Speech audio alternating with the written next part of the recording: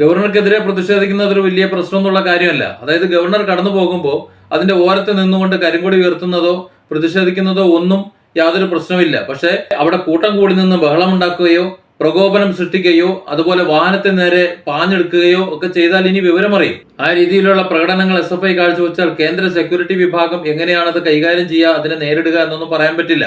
ഇപ്പോഴത്തെ അവസ്ഥയിൽ CPM ഇവിടെ നിലനിൽക്കണമെന്നുണ്ടെങ്കിൽ ഒരു രക്തസാക്ഷി ആവശ്യമുണ്ട്. കുറെ കാലമായി രക്തസാക്ഷികൾ ഇല്ലാതെയാണ് ഈ പാർട്ടി മുന്നോട്ട് പോകുന്നത്. അതുകൊണ്ട് തൽക്കാലം പിടിച്ചു നിൽക്കാൻ വേണ്ടി ഒരു രക്തസാക്ഷി അവർ സൃഷ്ടിക്കും. അത് മഹാരാജാസിലെ ഏതെങ്കിലും ഒരു വിദ്യാർത്ഥിയായിരിക്കാൻ ഒരുപക്ഷെ അവർ പ്ലാൻ ചെയ്തിട്ടുണ്ടാവും. ഒരു രക്തസാക്ഷിയെ ആവശ്യമുണ്ട് എന്നതുകൊണ്ട് തന്നെ ഏത് തരത്തിലുള്ള സമരമുറയും ഇവിടെ പ്രതീക്ഷിക്കണം. SFIയുടെ സംസ്ഥാന സെക്രട്ടറി ആർഷോ അതുപോലെ നേതൃനിരയിലുള്ള സംസ്ഥാന നേതാക്കൾ ഇവരൊക്കെ ഈ സമരത്തിന്റെ മുൻനിരയിൽ ഉണ്ടാവുമോ എന്നാണ്. നിലവിൽ നടന്നിട്ടുള്ള സമരങ്ങളിൽ എവിടെയും തന്നെ, അതായത് ഗവർണർക്കെതിരെ പ്രതിഷേധം നടന്ന സ്ഥലങ്ങളിൽ എവിടെയും തന്നെ ഈ നേതാക്കൾ, ആർഷോ അടക്കമുള്ള നേതാക്കൾ എവിടെയും തന്നെ ഉണ്ടായിരുന്നില്ല.